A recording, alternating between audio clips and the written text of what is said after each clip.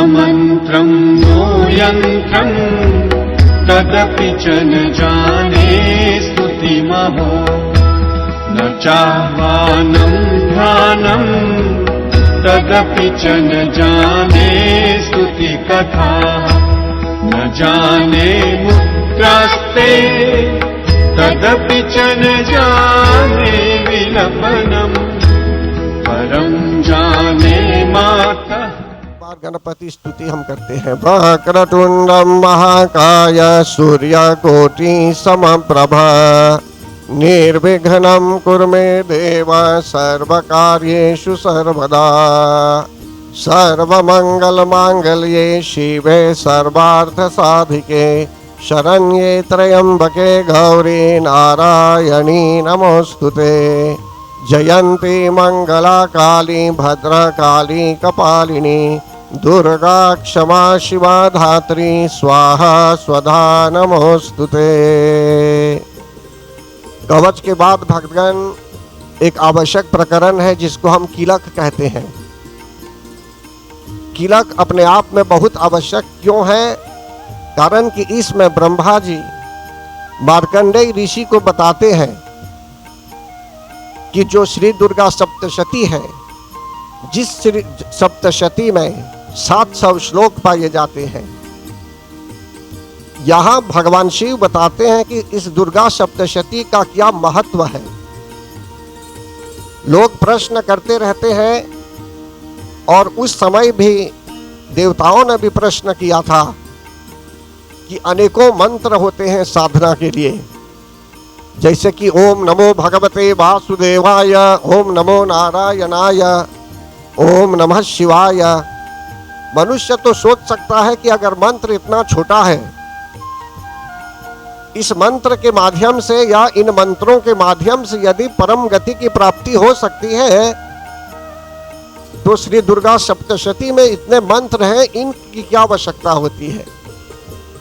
तो यहाँ भगवान शिव समाधान देते हैं, वे समझाते हुए सॉल्यूशन देते हैं, समाधान देते हैं।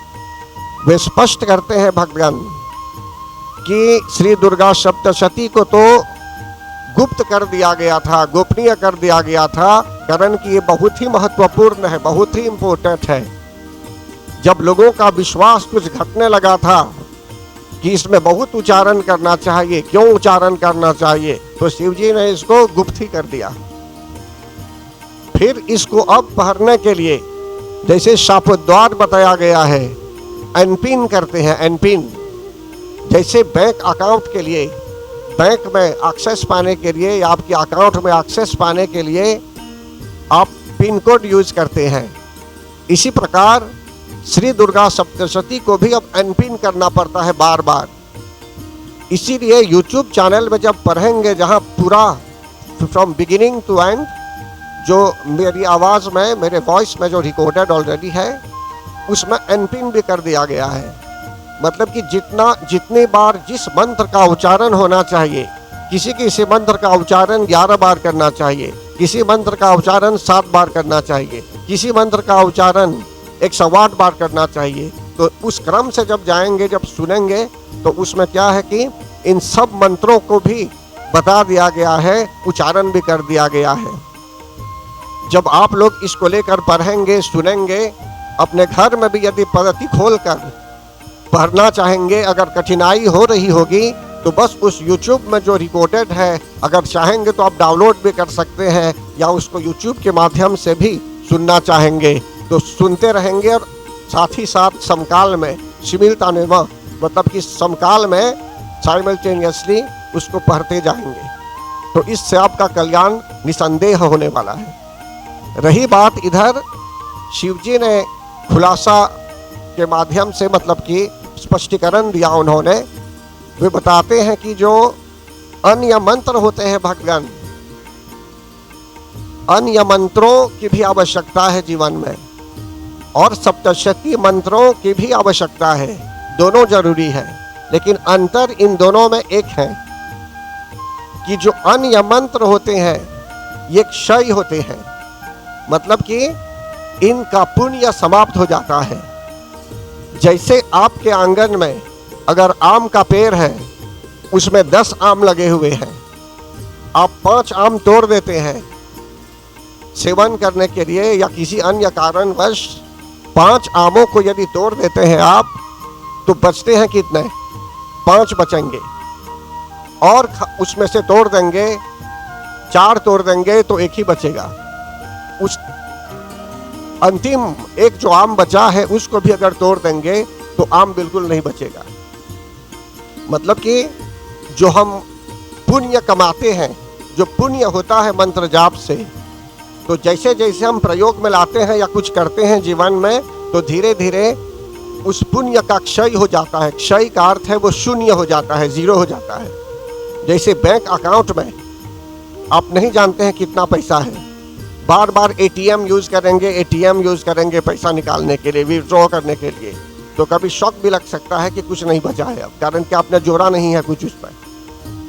अगर जोड़ते रहेंगे तो रहेगा उसमें अकाउंट बैलेंस रहेगा, नहीं जोड़ेंगे तो वो फिनिश भी हो सकता है। तो इसी प्रकार भक्तगण, ये अन्य मंत्र जो होते हैं, जैसे जैसे आप अपने पुण्य का प्रयोग करते हैं जीवन में, तो धीरे धीरे वो समाप्त होता जाता है। मैंने कहा कि इसको जोड़ भी सकते हैं यदि आप फिर से और मंत्र आदि उच्चारण कर रहे हैं। लेकिन श्री दुर्गा सप्तशती के जो श्लोक हैं, इन श्लोकों से जब पूजन हवन अर्चन किया जाता है, तो ठीक वैसे ही यदि आपके आंगन में एक पेड़ है जिसमें 10 आम है, एक को जैसे तोड़ेंगे उसमें से तो 9 बचते हैं, तो ऑन द स्पॉट और एक उसमें हो जाता है। मतलब कि ये अक्षय है, इसका फल कभी समाप्त नहीं होता, इसका पुण्य कभी समाप्त नहीं होता। और 10 के 10 आम तोड़ लेंगे तो तत्काल 10 फिर हो जाएंगे उसमें, कारण कि सप्तशती में ऐसी विशेषता है, श्री दुर्गा सप्तशती में ऐसी विशेषता भक्तों के कल्याण के लिए बनाया गया है भक्तगण। अब रही बात, बोलेंगे बहुत श्लोक है इसमें, कितना पढ़ेंगे?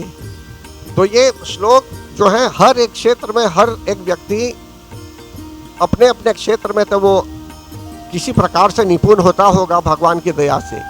तो जो इस क्षेत्र में निपुण है, जो इस क्षेत्र को सुगमता पूर्वक परमात्मा के आशीर्वाद से ला सकता है, मतलब कि उच्चारण कर सकता है, तो ऐसे ऐसे जो भक्त पाए जाते हैं, इन भक्तों के माध्यम से ही ऐसा संभव हो सकता है कि वे इन मंत्रों का उच्चारण करें और स्वाहाकार करते हुए हवन भी करें हर एक श्लोक से।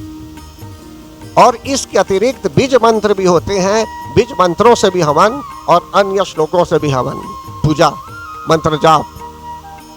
हवन के अलावा अभी जैसे आप सुन रहे हैं कथा, अभी इसी चीज को अभी 2 बार सुनेंगे या 3 बार सुनेंगे तो तीनों बार आपको नई शिक्षा मिलेगी, 1000 बार सुनेंगे तो हजारों बार भी आपको नई शिक्षा मिलेगी समझने के लिए।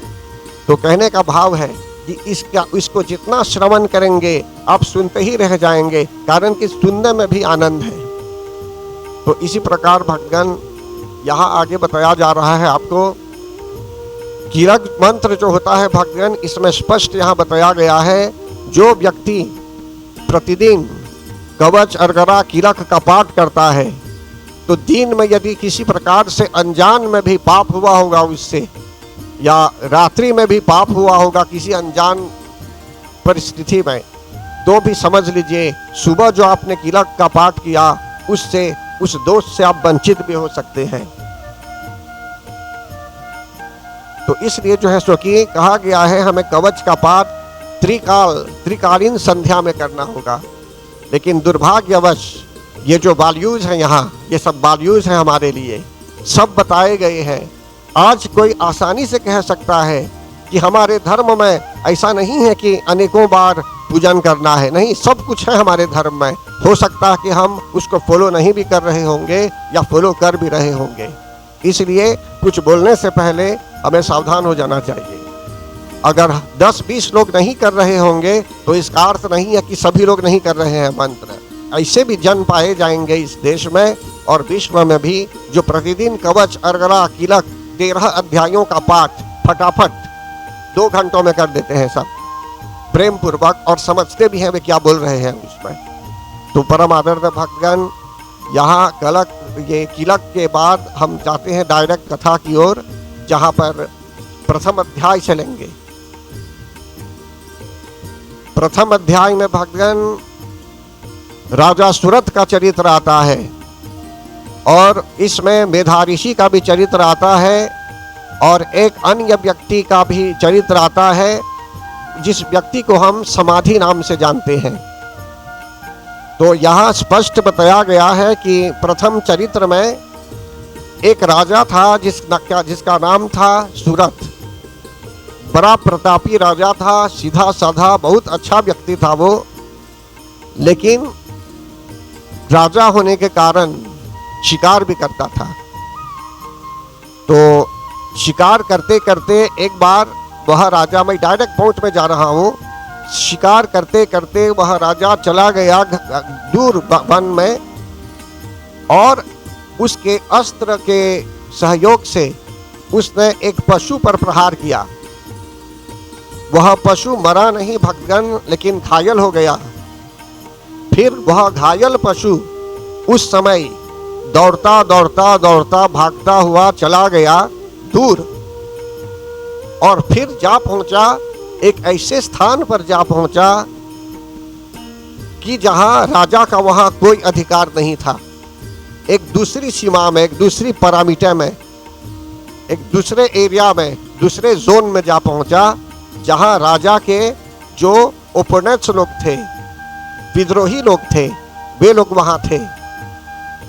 तो राजा जब दौड़ते हुए गए वहां, उनमें ऐसा भाव था कि उस राजा ने पशु को मारा यहाँ, तो उसका पशु हो गया, उसे लेकर जाना चाहिए। देखिए आज के परिवेश में भी लोग झगड़ते हैं कभी कभी। कहीं ऐसा सुनने में आता है, अनेक केसेस होते हैं हर प्रकार के, कि पड़ोस में भी कभी प्रॉब्लम हो जाता है। कहीं एक पत्ता यदि उधर चला गया या एक फल उधर चला गया, ये एक ब्रांच या एक शाखा उधर चली गई, तो कहीं कहीं पड़ोसी लोग झगड़ने लगते हैं, बोलते हैं कि यह शाखा उधर है तो ये उनकी शाखा है, जितने फल हैं उसमें उनके फल हैं। एक बार एक जगह ऐसी घटना घटी कि कहीं किसी पड़ोसी ने जाकर फल काट लिया। उधर केले का फल था तो केले का फल काट दिया। अभी इसी प्रकरण में मैं बोल रहा हूं। अभी एक हकीकत है, एक रियल केस है, ऐसे अनेकों केस आते रहते हैं। तो कहने का भाव है कि वो जो पड़ोसी उधर काट लेता है उस फल को, और इधर जो मालिक था, मालिक को बोलता है कि ये फल उसका था, उसने काट दिया। तब इस व्यक्ति ने क्या किया, उस पेड़ को काट कर उधर फेंक दिया। उसने कहा ये अगर फल आपका हो गया तो पेड़ के बिना फल नहीं मिलेगा, तो इसको भी आप रख लीजिए अपने यहाँ। तो कहने का भाव यह है कि पड़ोसी में भी कभी लोग झगड़ने लगते हैं। अब सोचिए वहां राजा सुरथ जी उस जमाने में दौड़ते हुए गए पशु को लाने के लिए, लेकिन उसको पशु नहीं मिला। जिन लोगों से विद्रोह भाव था उन लोगों ने इंसिस्ट किया, जिद्दी की, लेकिन राजा नहीं मान रहे थे। राजा ने विवेक का प्रयोग किया। राजा जी वहां अकेले थे और अन्य विद्रोही लोग इकट्ठे हो गए थे वहां, अनेक लोग थे वहां। तो एक नीति है, कूटनीति ऐसी है कि अगर आप देख सकते हैं कि किसी से आप बच सकते हैं तो वहां से बचकर निकल जाइए। आप जानते हैं कि अकेले आप युद्ध नहीं कर पाएंगे, आपके साथ आपकी सेना नहीं है, तो आप वहां मारे जाएंगे। तो राजा ने ऐसा विचार किया, लेकिन उन लोगों से मतभेद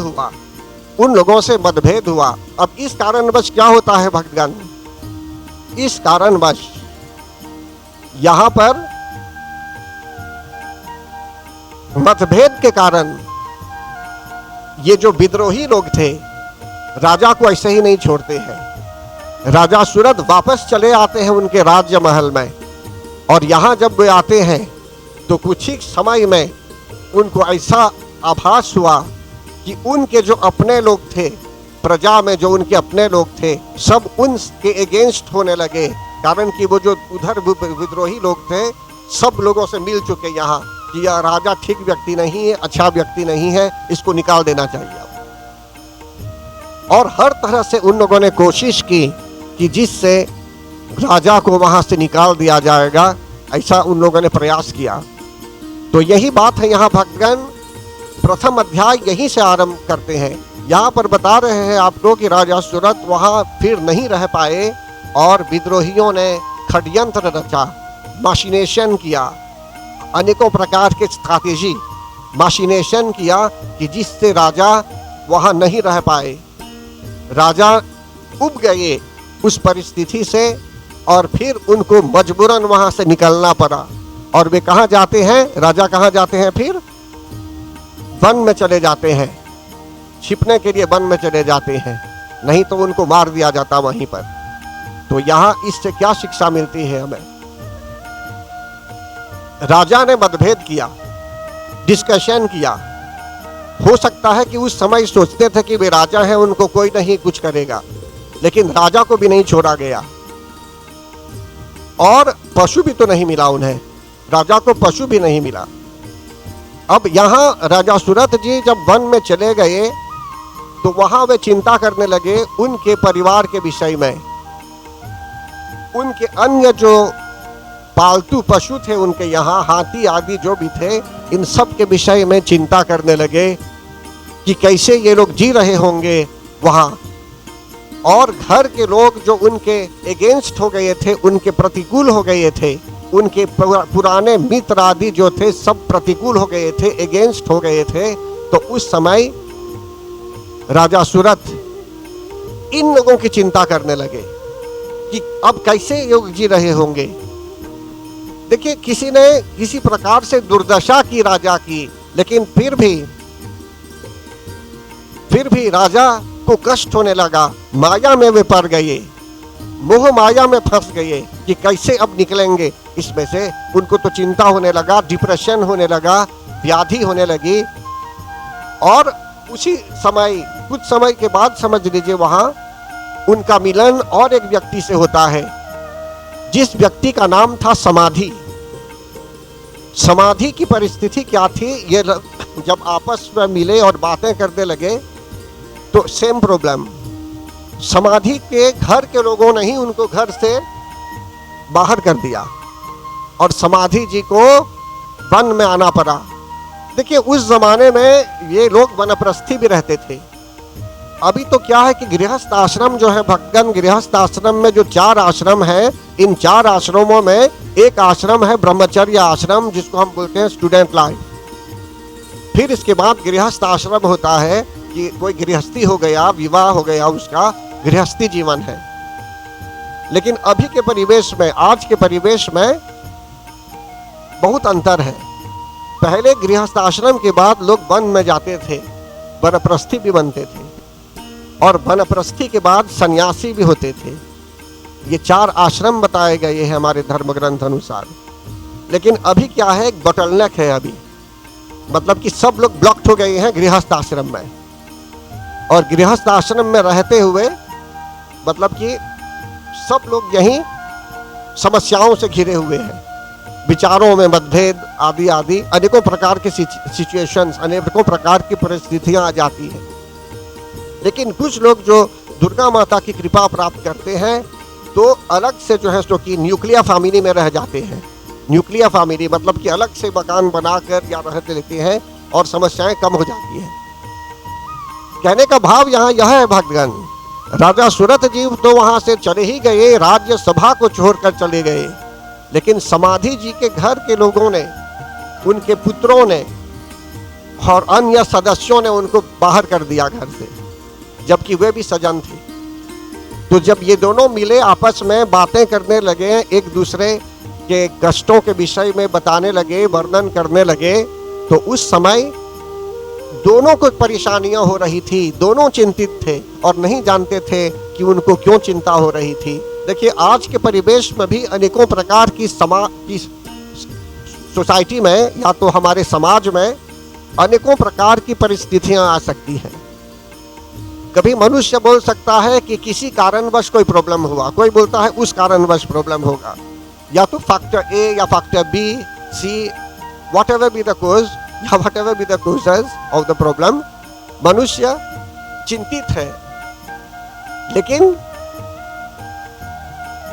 राजा सूरत और समाधि जी जब बातें करने लगे तो वे ढूंढ रहे थे किसी को समझाने के लिए कि क्यों प्रॉब्लम हुआ, क्या करना चाहिए अब ऐसी परिस्थिति में। कारण कि समाधि जी को भी चिंता हो रही थी उनके पुत्रों की कि पुत्र क्या कर रहे होंगे अभी, लेकिन उनको डर था अगर घर चले जाते वे तो उनको फिर से लखेत दिया जाता, वहां से उनको बाहर कर दिया जाता, तो इसलिए भगवान या तो उनको मार दिया जाता।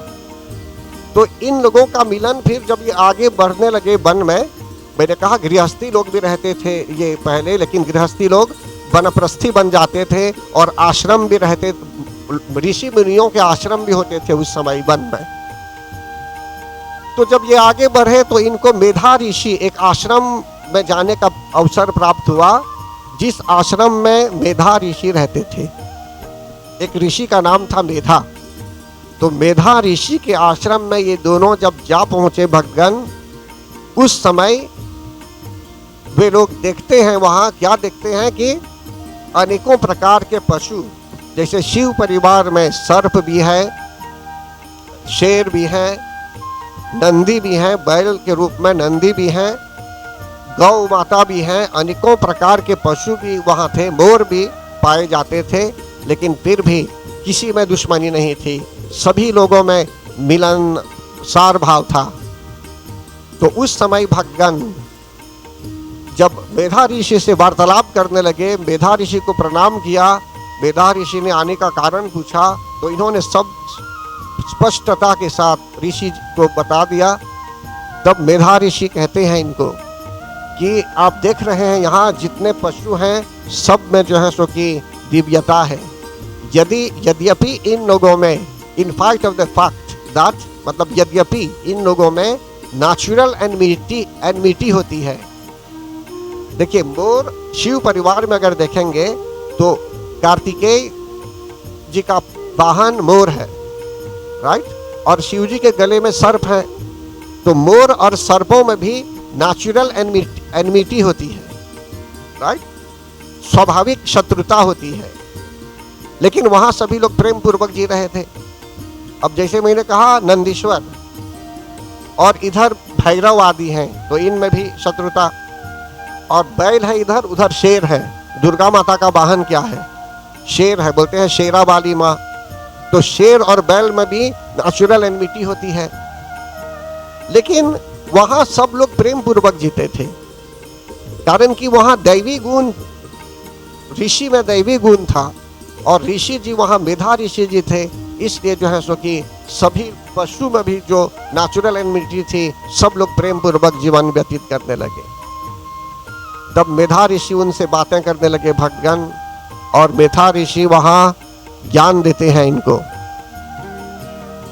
यहां समाधि जी, समाधिर्नाम वैश्योहम उत्पन्नो धनिनाम कुले, पुत्रदारैर्निरस्तश्च धनलोभाद साधुभिः, विहीनश्च धनैर्दारै पुत्रैरादाय मे धनम्, विहीनश्च धनैर्दारै पुत्रैरादाय मे धनम्।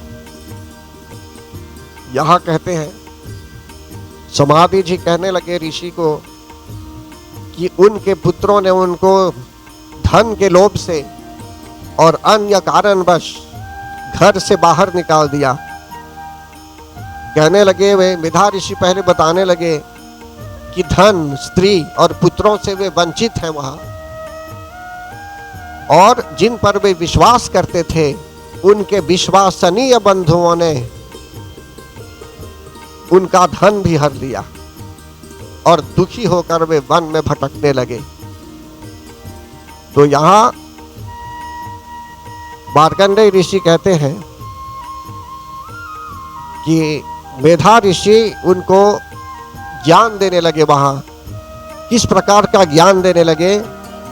मेधा ऋषि कहने लगे कि ज्ञानमस्ति समस्तस्य जनतर विषय गोचरे, कि पशुओं में भी ज्ञान होता है और मनुष्यों में भी ज्ञान होता है।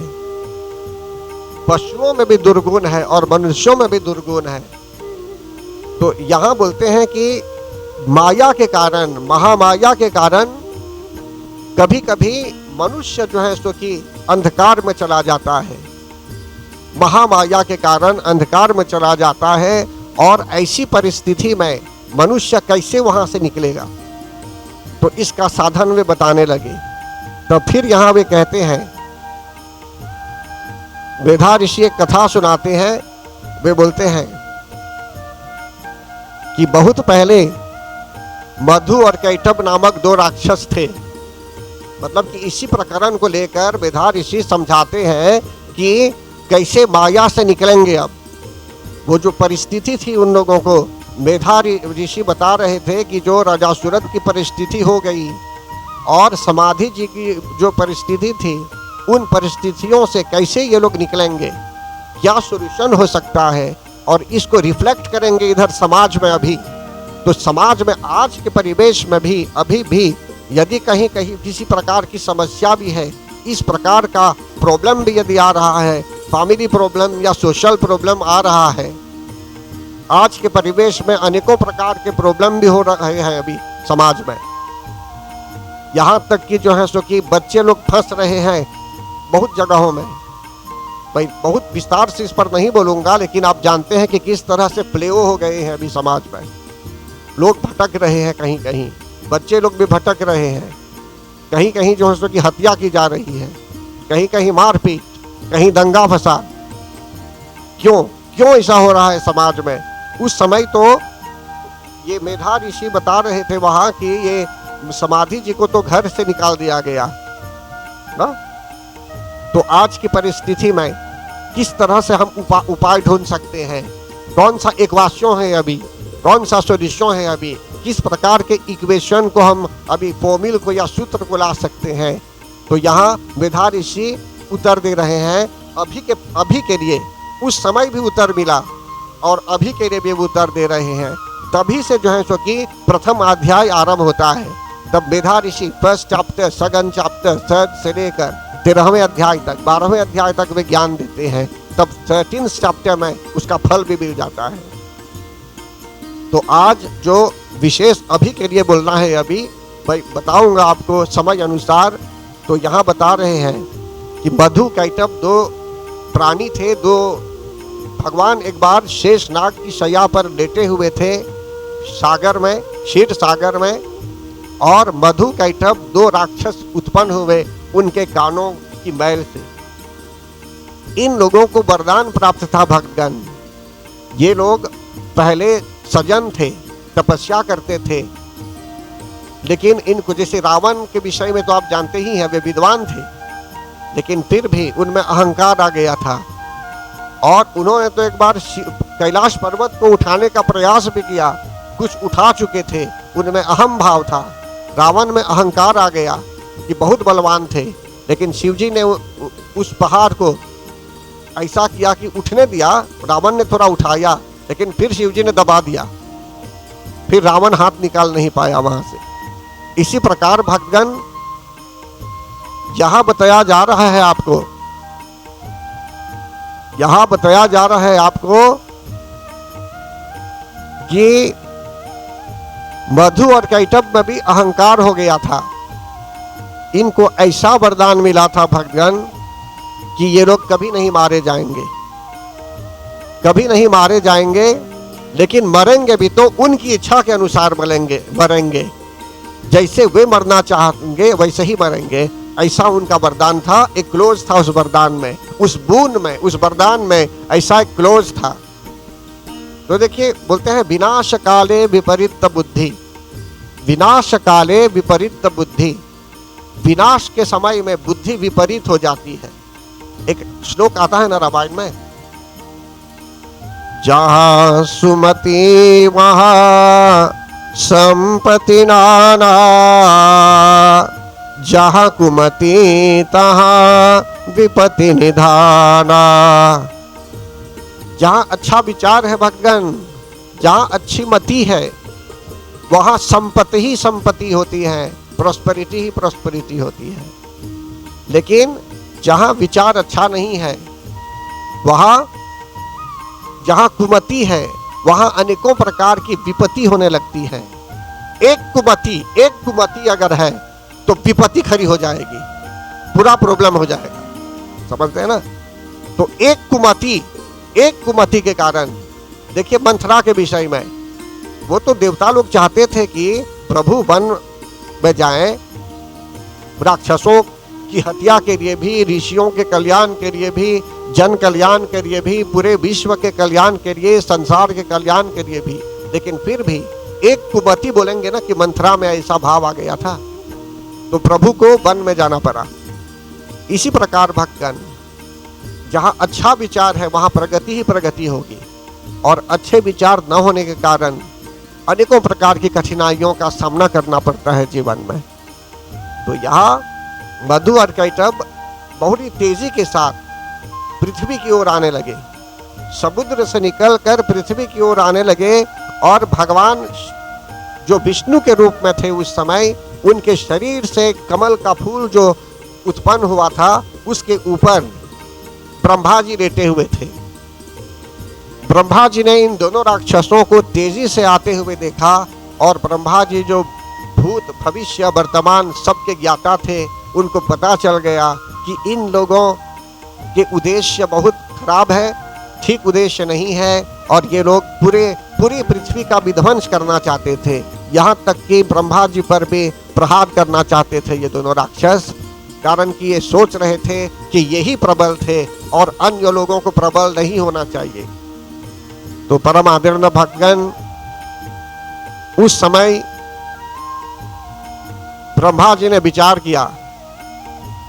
देखिए, कभी कभी मनुष्य के आगे इमेजात्मा, इंस्टेंटेनियसली, तत्काल एक विचार आता है।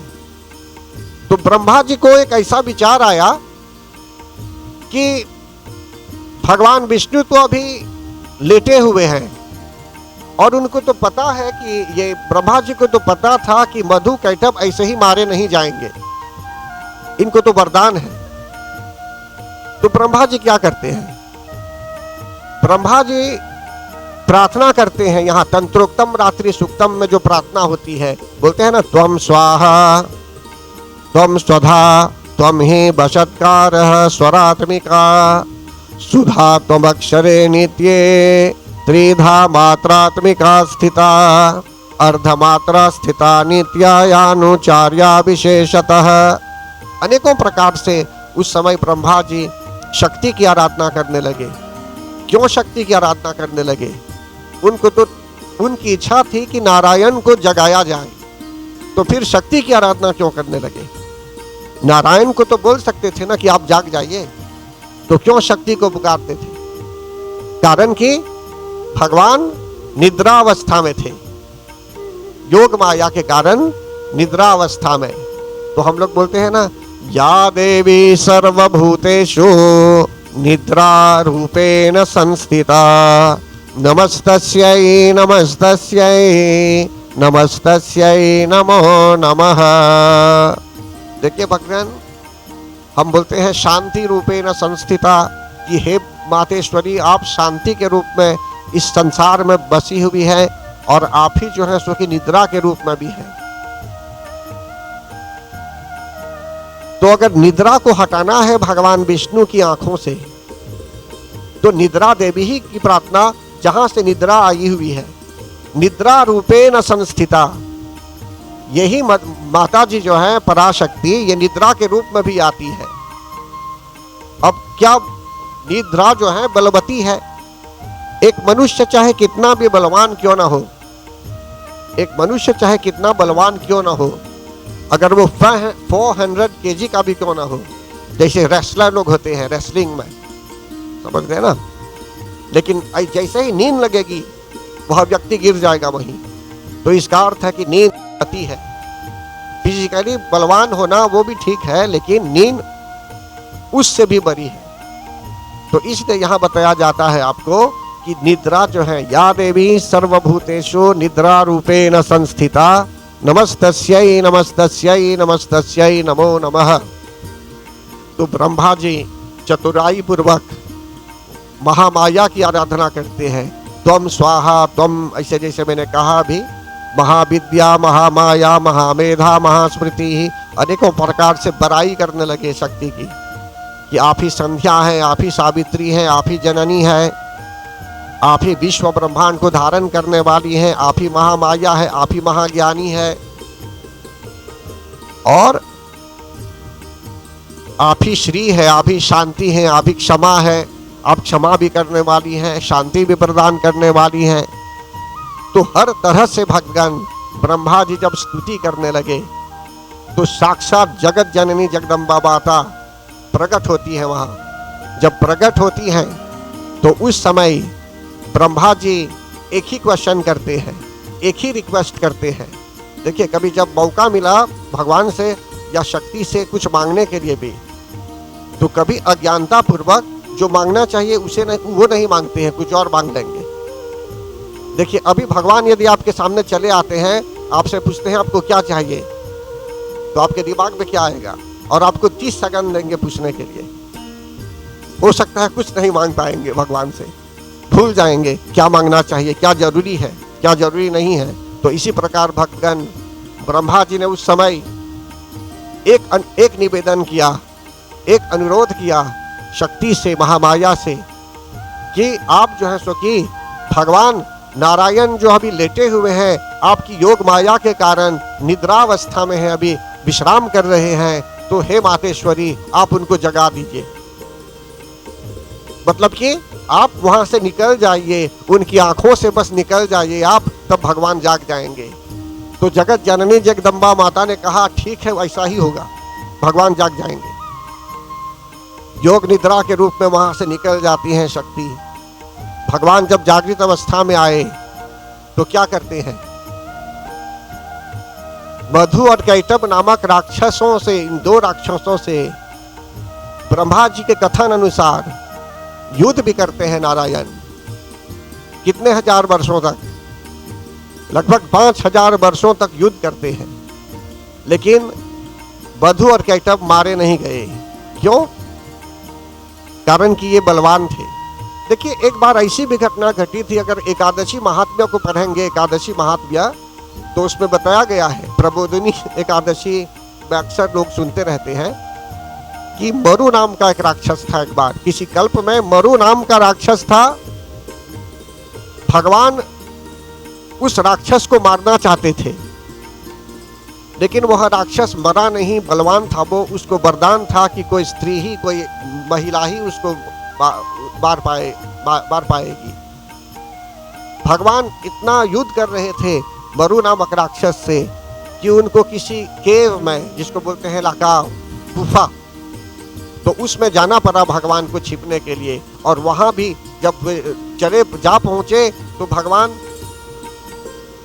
जिस प्रकार का रोल वे कर रहे थे, भगवान तो सर्वशक्तिमान है, अंतर्यामी है, वे तो एक क्षण में उसको मार सकते थे, लेकिन जो रोल उनका था वहां पूरे जगत को शिक्षित करने के लिए, भगवान लेट गए वहीं उस गुफा में।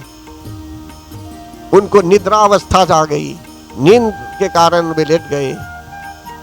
तब तक मरु नामक राक्षस वहां जा पहुंचा और भगवान को लेटे हुए देखकर भगवान को मारने का प्रयास किया। उसने अपना अस्त्र जैसे ही उठाया भगवान पर प्रहार करने के लिए, तब तक भगवान के शरीर से एक प्रकार की ज्योति आई और उस ज्योति से एक रूप बन गया, एक देवी का रूप बना, और उस देवी ने युद्ध किया उस राक्षस से और उसको मार गिराया वहीं पर। तब तक भगवान जब जागृत अवस्था में आए, वे देखते हैं कि राक्षस जो प्रबल था, जिसके वो वार नहीं पाए, वो लेटा हुआ था वहां, और देवी भी वहां खड़ी हुई थी। तब उस समय उस देवी से पूछा गया, भगवान ने पूछा कि हे देवी आप कौन हैं? देखिए, भगवान को तो सब पता था, लेकिन फिर भी उनको पूछना था। तब इस देवी ने कहा कि मैं और कोई नहीं हूं, मैं आप ही की शक्ति हूं, मैं आप ही की शक्ति हूं, और मैं प्रकट हुई हूं यहाँ इस राक्षस को मारने के लिए। कारण कि इसको ऐसा वरदान था कि कोई अबला ही उसको मारेगी, कोई नारी ही उसका अंत करेगी, इसीलिए मुझे अवतरित होना पड़ा। मैं शक्ति हूँ और मुझे अवतार लेना पड़ा इस प्रकार, और मैंने इसको मार दिया।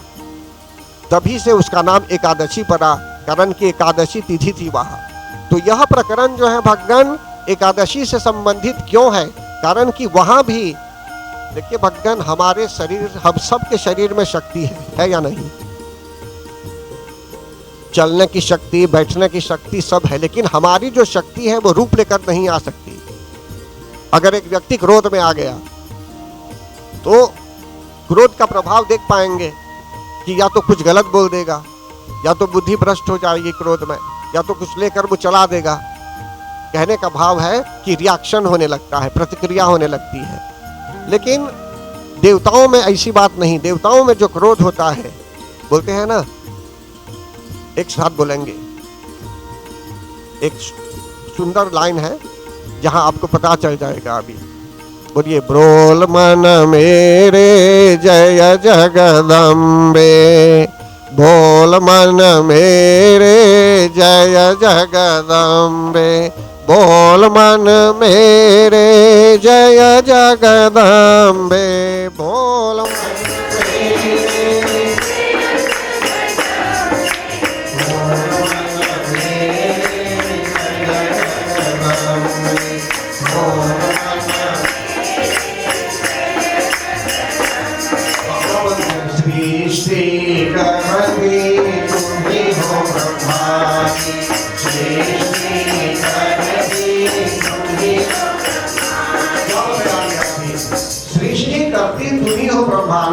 इसमें नहीं कहा गया सृष्टि करता तुम ही हो ब्रह्मा, बोलते हैं सृष्टि करती तुम ही हो ब्रह्मानी। जो कारण कि ब्रह्मा जी के साथ ब्रह्मानी शक्ति है, और पालन करती तुम ही हो विश्वानी, पालन करती तुम ही हो विश्वानी। और भगवान विष्णु के साथ उनकी विश्वानी शक्ति भी है। संहार करती तुम ही हो रुद्राणी, संहार करती तुम ही हो रुद्राणी, हम तेरे चरण में बस जाए झूठ मंगते, हम तेरे चरण में बस जाए झूठ मंगते, बोल मन में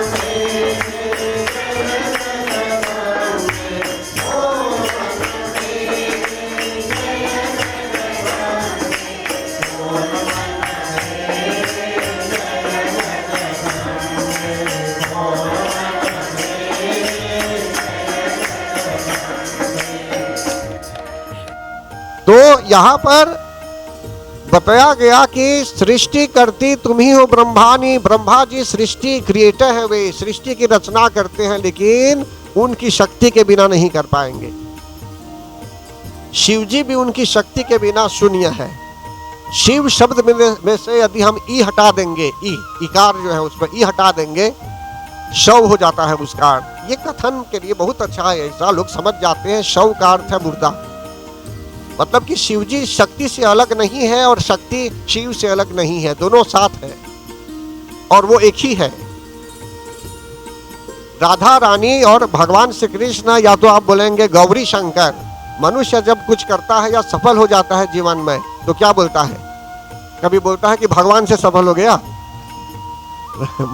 क्या बोलता है? किससे सफल होया? बोलता है भगवान की कृपा से सफल हो गया। मनुष्य बोलता है par la grâce de Dieu, नहीं बोलता है par Dieu, बोलता है par la grâce de Dieu। la grâce ही वो शक्ति है। par la grâce de Dieu, भगवान की कृपा से मैं सफल हो गया। इसी प्रकार हम जब मंत्र बोलते हैं या तो प्रार्थना करते तो बोलते हैं गौरी शंकर, गौरी फर्स्ट देन शंकर, गौरी शंकर। कहीं कहीं देवों का शब्द पहले आ जाता है, लेकिन यहाँ बोलते गौरी शंकर, उमा महेश्वर ना, राधा कृष्ण। तो इसी प्रकार देखिए भगवान, कन्फ्यूजन नहीं करना होगा। इस टॉपिक को अगर समझ रहे हैं अभी तो बहुत कुछ जान जाएंगे। जैसे समुद्र तट हम जाते हैं, समुद्र तट में हम क्या देखते हैं वहां? आप बताइए क्या देखेंगे समुद्र में? आप कोई नहीं है वहां, आप समुद्र देख रहे हैं, क्या देखते हैं? मत बोलिए कि आपने नाव देखा, समुद्र ही को देखते हैं। तो क्या सबसे कॉमन है उसमें? क्या होना चाहिए समुद्र में? पानी होना चाहिए, राइट। बालू वालू छोड़ दीजिए, समुद्र सामने है, उसमें पानी देखेंगे आप। लेकिन जब उसमें वाग आता है, वाग जिसको वेव बोलते हैं, हिंदी में उसको लहर बोलते हैं, तो क्या बोलेंगे? बोलेंगे ये लहर, ये वाग है और ये पानी है ना, और वो वाग जो है वो भी पानी है। तो क्या है कि वाग में वो शक्ति है, वो एनर्जी है, और पानी वो भी तो पानी ही है। तो भगवान ऐसे ही है भगवान, नाम मात्र के अलग अलग जान पड़ते हैं उनके फॉर्म के आधार पर। कभी वे स्थिर हैं तो कभी उसमें वेव है, लहर है। तो भगवान और भगवती ये दो अलग अलग नहीं है, ये दोनों हैं एक ही, लेकिन नाम मात्र के ये अलग अलग जान पड़ते हैं। बोलिए प्रेम से जगत जननी जगदम्बा माता की। आप राम बोलेंगे चाहे सिया बोलेंगे, सिया राम, राम सिया, सिया राम, जय सिया राम, जय सिया राम। तो कहने का भाव यहाँ यह है, सिया और राम ये अलग अलग नहीं है, ये एक ही है, लेकिन नाम मात्र के फंक्शनैलिटी के आधार पर अलग अलग जान पड़ते हैं। इसी प्रकार बोलते हैं गौरी शंकर, बोलते हैं श्री सांब सदा शिवाय नमः। सांब सदा शिवाय क्या है ये? सांब सदा संस्कृत में बोलते हैं स टुगेदर विद अंबिका, स अम्ब शिवाय, स अम्बे शिवाय, मतलब कि अंबिका सहित शिव जी की प्रार्थना करते हैं। तो इसी प्रकार भक्तगण यहाँ बताया जाता है आपको कि ब्रह्मा जी के कथन अनुसार भगवान युद्ध करते हैं मधु और कैटभ नामक राक्षस से, और उनको नहीं मार पाए, राइट। और ये लोग प्रयास में लगे हुए थे, मधु और कैटभ कोशिश कर रहे थे पूरे जगत को बर्बाद करने के लिए, जगत के नाश करने के लिए, पूरी तरह से पृथ्वी के विध्वंस के लिए, मतलब कि ये लोग ललायित थे, कोशिश करते थे, तत्पर थे ये लोग। और ब्रह्मा जी पर भी आक्रमण करना चाहते थे, देवताओं पर भी आक्रमण करना चाहते थे, और हर बार ऐसा ही हुआ।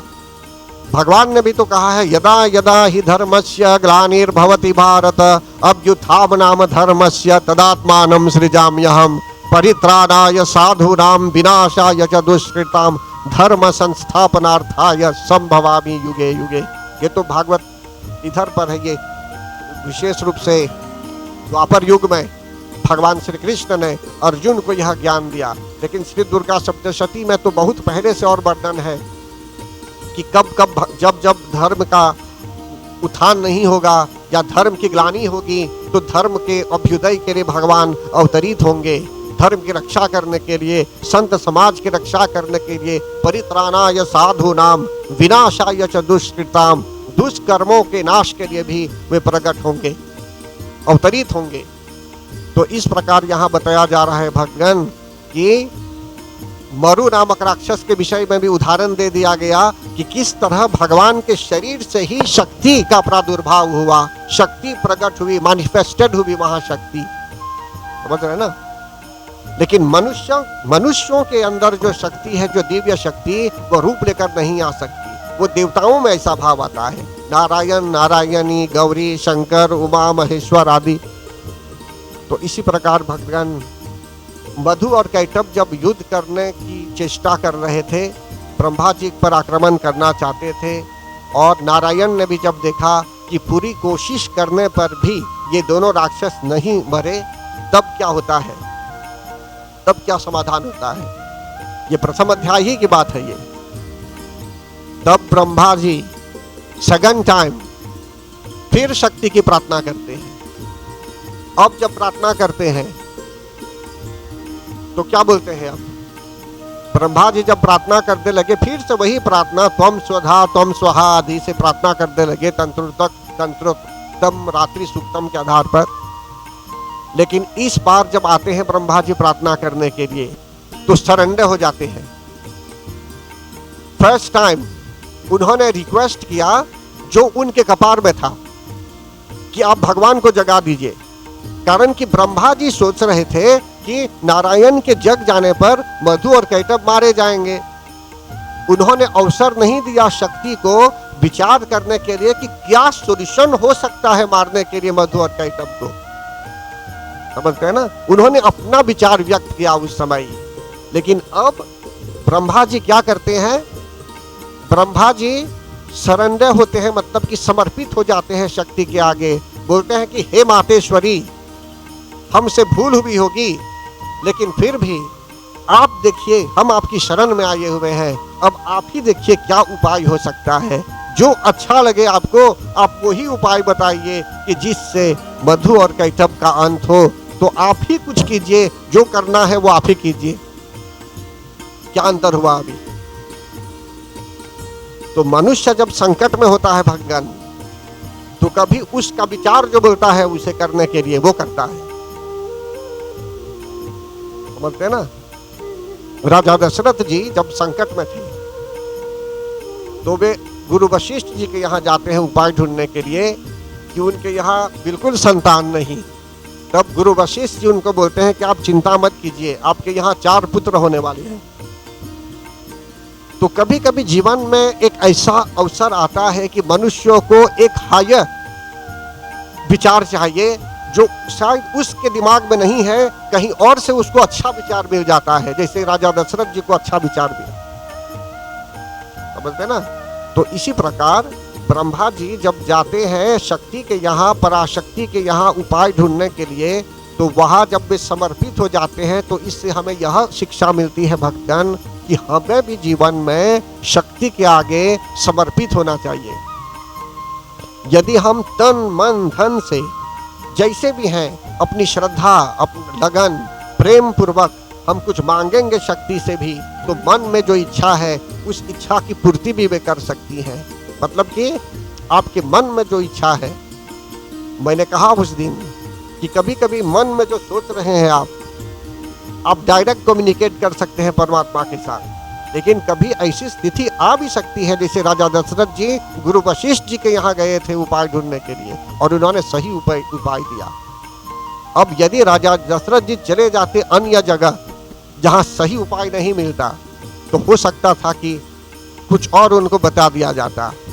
इसलिए मनुष्य को सावधान होना चाहिए। आज के समाज में भी जो व्यक्ति दैविक है, जो भगवान की शरण में है, श्रद्धा भक्ति प्रेम पूर्वक आपको सही उपाय उनकी कृपा से अगर बताता होगा तो दूसरी बात है, ये पॉजिटिव है ये।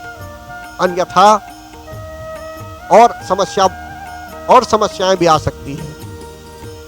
तो परम आदरणीय भगवान, इस अध्याय में एक आवश्यक चरित्र है कि शक्ति क्या करती है। शक्ति जी कन्फ्यूजन क्रिएट करती है। कहाँ कन्फ्यूजन क्रिएट करती है? आप जानते हैं शक्ति कन्फ्यूजन क्रिएट कर सकती है। आप प्रार्थना करते हैं तो क्या बोलते हैं? एक साथ बोलेंगे, या देवी सर्वभूतेषु भ्रांति रूपेण संस्थिता नमस्तस्यै नमस्तस्यै नमस्तस्यै नमो नमः। अच्छा, भ्रांति किसे कहते हैं आप बताइए? भ्रांति किसे कहते हैं? आप हमारे सामने बिल्कुल है अभी कैमरामैन जी। भ्रांति बोलते हैं कंफ्यूजन को, कंफ्यूजन। अगर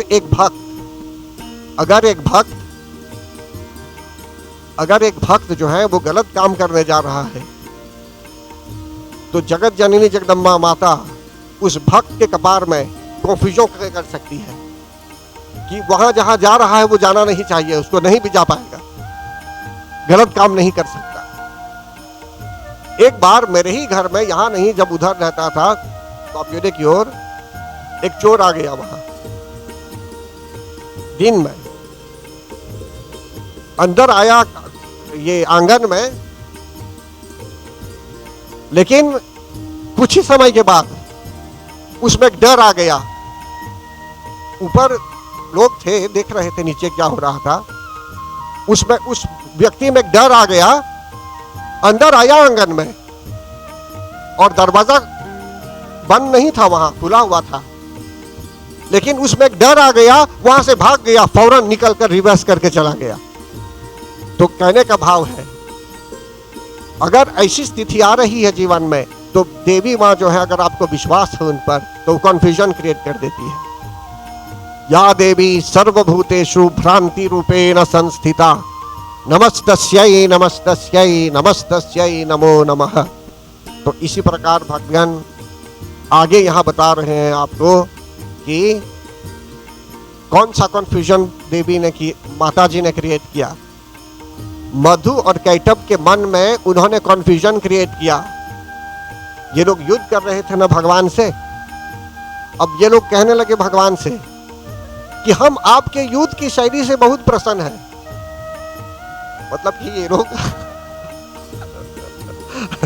भगवान को बताने लगे कि आप अच्छा युद्ध करते हैं, हम लोग प्रसन्न हैं आपके युद्ध की शैली से, और ये सोच रहे हैं कि बहुत बलवान है।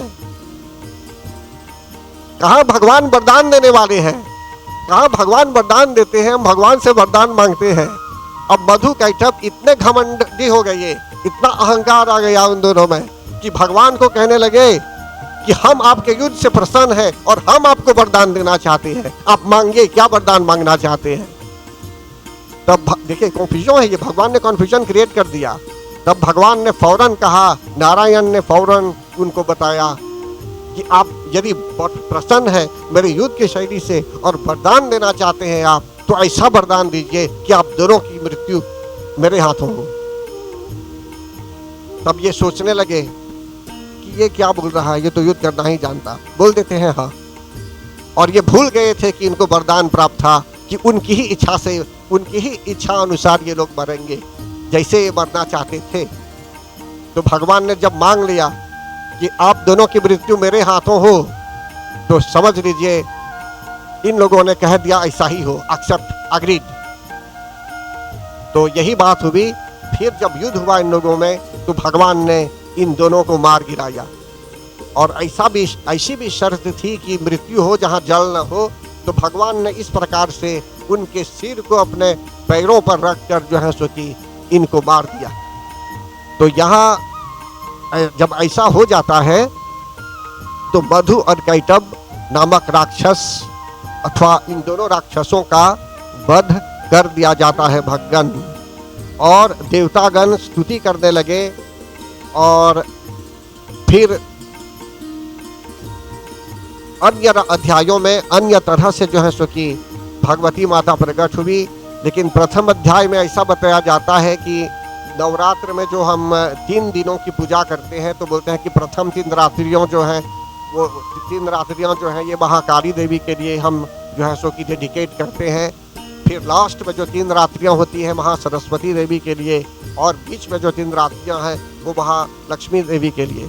लेकिन फिर भी यहाँ जो उदाहरण दिया जा रहा है आपको कि श्री दुर्गा सप्तशती में भी ऐसा है कि जो प्रथम अध्याय है ये महाकाली देवी के लिए है, और विशेष रूप से जो है सो कि ऐसा बताया जाता है कि महाकाली स्वरूप में भी प्रकट हुई थी वहाँ जगत जननी जगदम्बा माता, और योग शक्ति के रूप में भी प्रकट हुई थी। अच्छा, इससे हमें क्या शिक्षा मिलती है? अभी मैं जानता हूँ कि आप सभी लोग कुछ ज्ञान प्राप्त कर चुके हैं। अभी यहाँ कुछ रहस्यमय बातें भी हुई।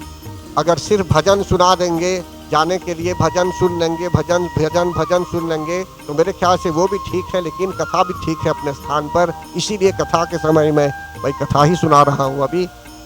फिर और किस तरह से प्रार्थना भी करेंगे अभी। तो हमें क्या शिक्षा मिलती है यहाँ भगवान कि जीवन में हमें समर्पित होना चाहिए।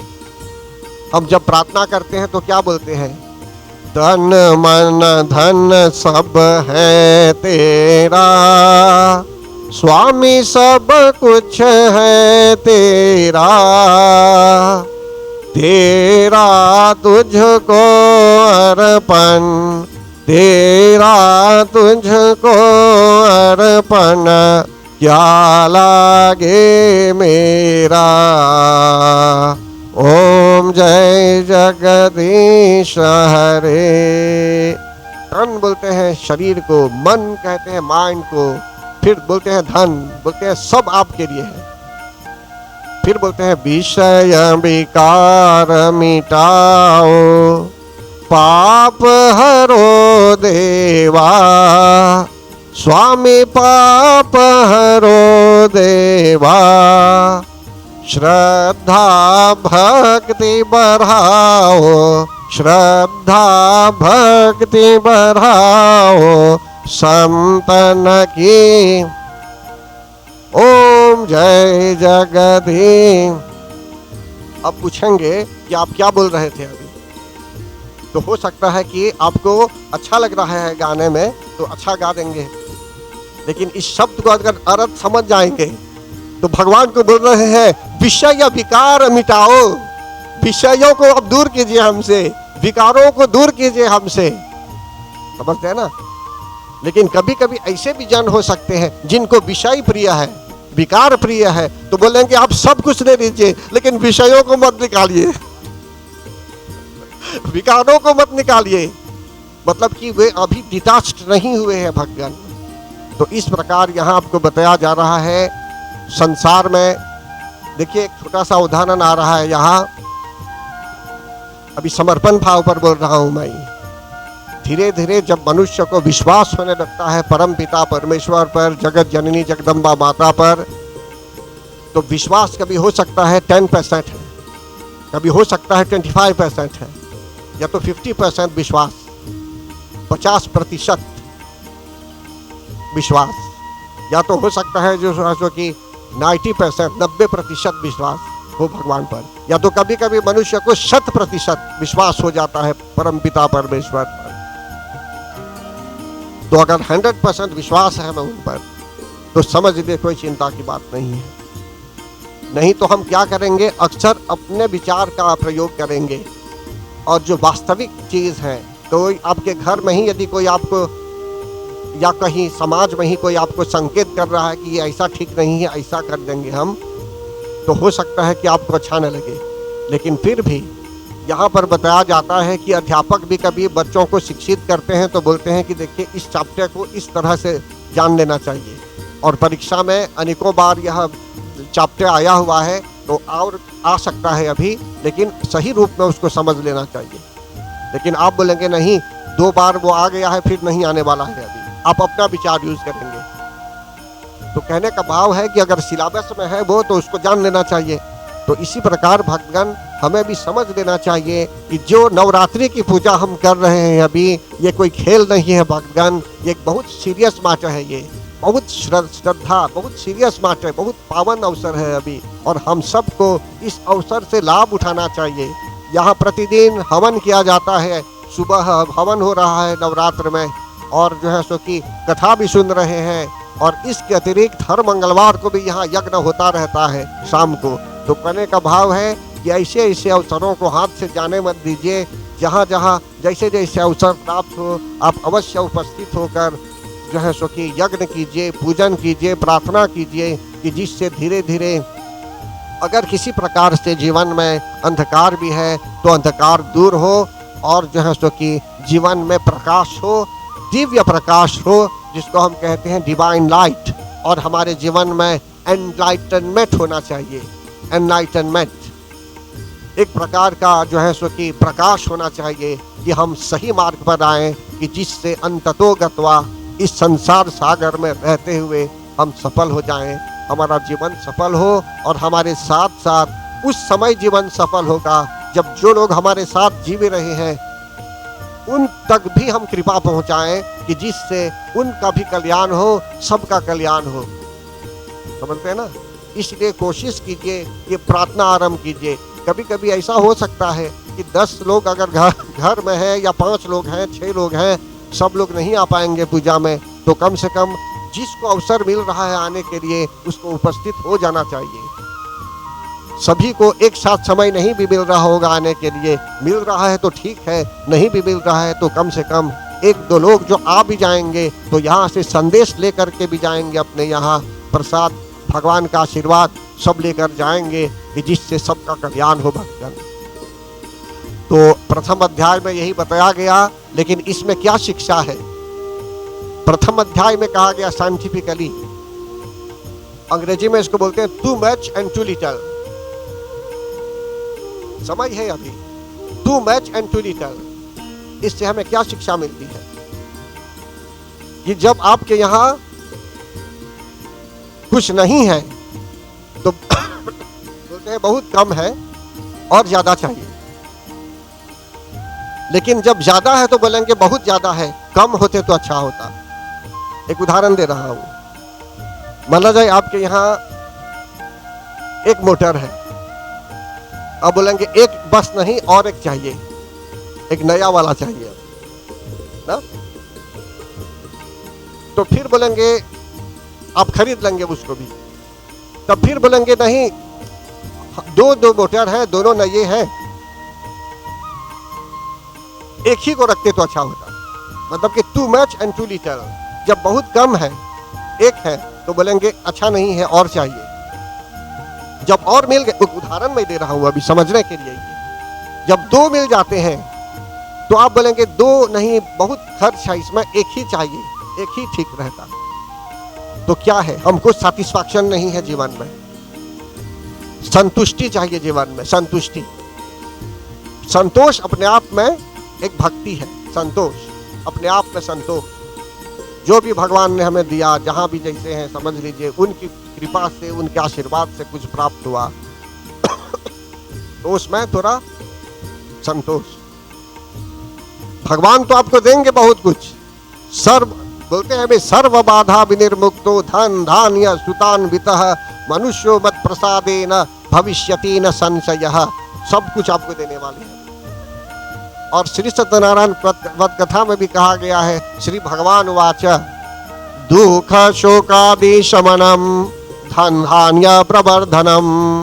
भगवान के आशीर्वाद से दुख शोक कुछ नहीं रहता, दुख फिनिश्ड, शोक चिंता कुछ नहीं, और धन धान्य की कमी नहीं होती, धन धान्य की वृद्धि होती है भक्तों के यहाँ।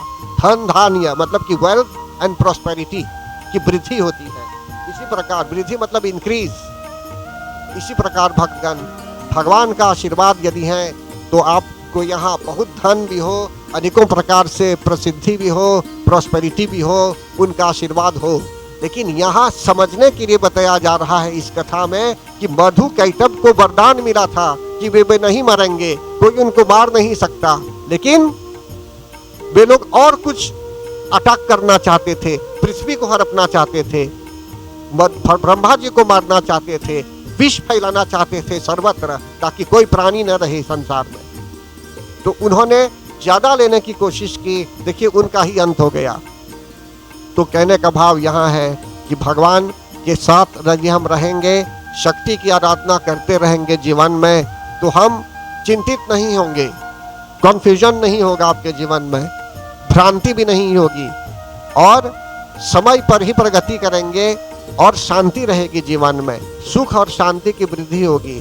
तो परम आदरणीय भक्तगण कुछ शिव जी की प्रार्थना करते हैं, कारण कि शिव शक्ति दोनों एक साथ है। तो उस प्रार्थना में हम लोग एक साथ भजन भी करेंगे। बोलिए प्रेम से शिव शंकर भगवान की जय। भद्रराजा नमामि शंकर, भद्रराजा नमामि शंकर, शिवराजा शिव शंकर, शिवराजा शिव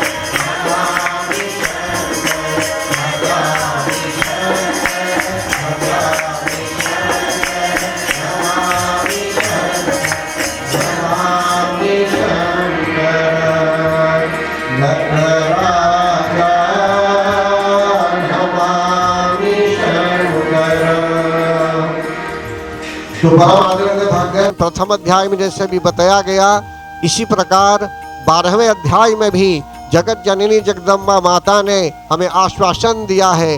कल उस दिन मैंने बताया था ये कि भगवती माता ने हमें आश्वासन दिया है कि जो भी व्यक्ति उनकी शरण में आता है, एभिस्तवैश्च मां नित्यं स्तोष्यते यः समाहितः तस्यां सकलां बाधां नाशयिष्याम संशयम, कि जो भी व्यक्ति प्रसन्न मन से उनकी शरण में आता है और विशेष रूप से इंद्रियों को वश में रखते हुए स्तुति करता है, प्रार्थना करता है। आप 2-4 लाइन भी बोलेंगे या एक ही लाइन जानते होंगे, कोई प्रॉब्लम नहीं।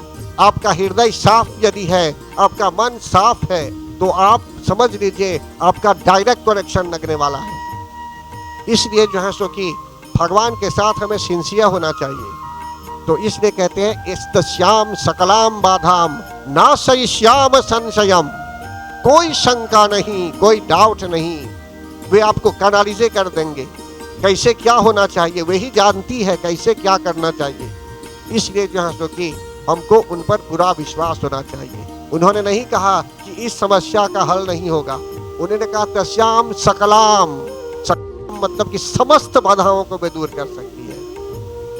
और उन्होंने हमें आश्वासन दिया है कि ये जो उनके पाठ है प्रथम अध्याय से लेकर 13 अध्याय तक, सबका पाठ आवश्यक है और इनसे भी पूजन, यज्ञ, अर्चन सब कर सकते हैं। समझते हैं ना?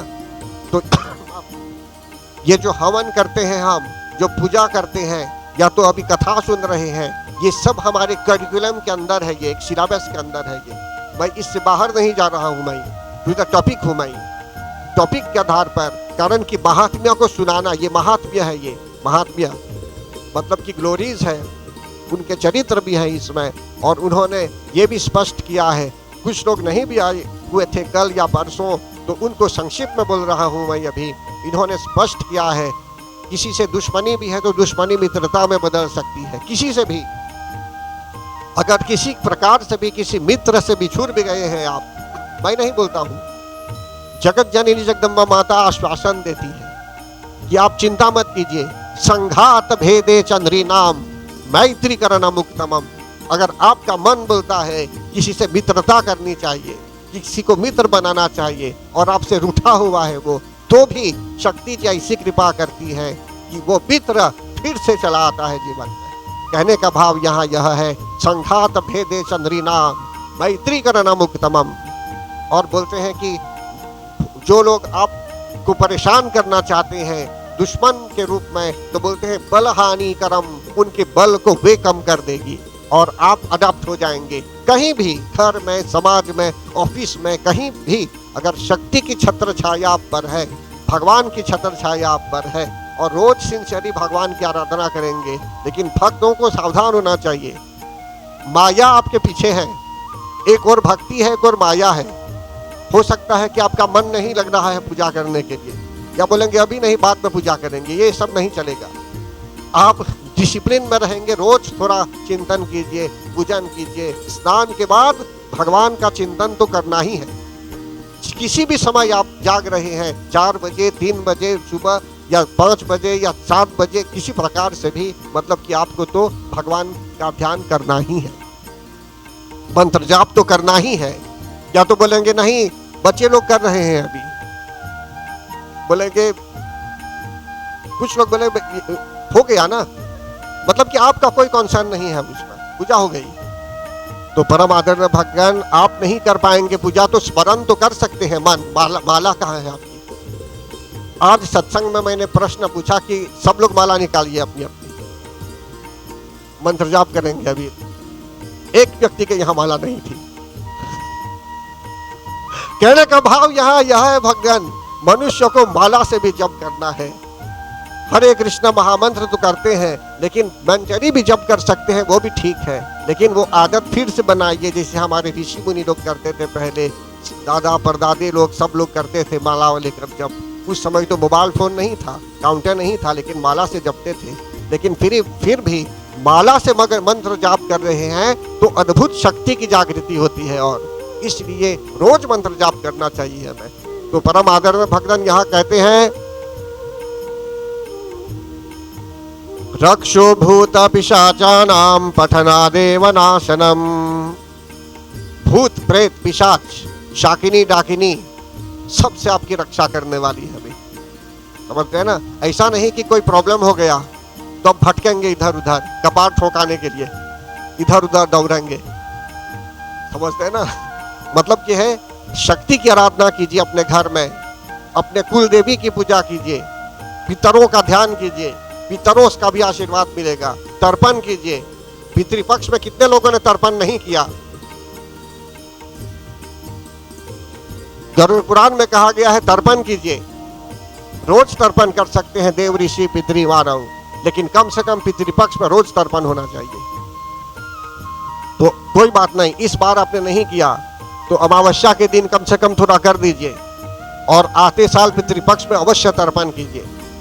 तो कहने का भाव यहाँ भक्तगण, भूत पिशाच के बारे में यहाँ बताया गया कि रक्षो भूत पिशाचानां पठनादेव नाशनम।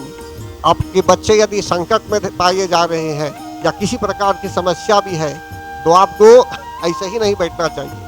आप शक्ति की शरण में आइए, प्रार्थना कीजिए उनके लिए, मंत्र जाप कीजिए, थोड़ा भी मंत्र कीजिए, सही रूप में मंत्र कीजिए, बीज मंत्रों का जप कीजिए कि जिससे जो है सो कि हनुमान जी महाराज की भी आराधना कीजिए। डेफिनेटली आपकी आवाज उन तक पहुंचेगी, इसमें कोई शंका नहीं, कारण कि दुर्गा माता ने हमें आश्वासन दिया है। और यहाँ तक कि हनुमान जी महाराज चिरंजीवी है भक्तगण, अनेकों मंत्र है, घर घर में हनुमान जी महाराज बसे हुए हैं, उनकी आराधना आप लोग करते हैं। ऐसा मत सोचिए कि एक सप्ताह में एक बार नहीं, या नेक्स्ट टाइम जब हनुमान जी की पूजा होगी एक साल में तब उनको स्नान कराएंगे, ऐसा नहीं। रोज स्नान कराइए हनुमान जी महाराज को, लोटे में जल भर कर रोज स्नान कराइए। कपड़े हैं उनके, उस मूर्ति में कपड़े ऑलरेडी हैं। हनुमान जी बहुत बड़े कपड़े नहीं पहनते हैं वे, आप देखते हैं फिल्मों में भी, रामायण फिल्म में भी थोड़ा ही कपड़ा है। तो इस प्रकार से जो है सो कि आप कोशिश कीजिए कि रोज हनुमान जी महाराज की सेवा कीजिए। डेफिनेटली रोज स्नान कराइए उन्हें भी, और रोज जो है सो कि चंदन लगाइए, गंध पुष्प धूप दीप सिंदूर आदि लगाइए। लेकिन यहाँ जगत जननी जगदम्बा माता के विषय में जो मैं बोल रहा हूँ, हनुमान जी महाराज के विषय को लेते हुए, कारण कि देवपक्ष में है हम, देवपक्ष में हमको सावधान हो जाना चाहिए। इसमें भगवान अनेकों रूपों में है, चाहे राम के रूप में, चाहे श्री कृष्ण के रूप में, शिव के रूप में भी, तो भी आप आराधना कीजिए। तो मैं अपने वक्तव्य को यहाँ विराम दूंगा। अभी इससे पहले हम प्रार्थना करते हैं, बोलिए एक साथ। सर्वमंगल मांगल्ये शिवे सर्वार्थ साधिके शरण्ये त्र्यंबके गौरी नारायणी नमोस्तुते।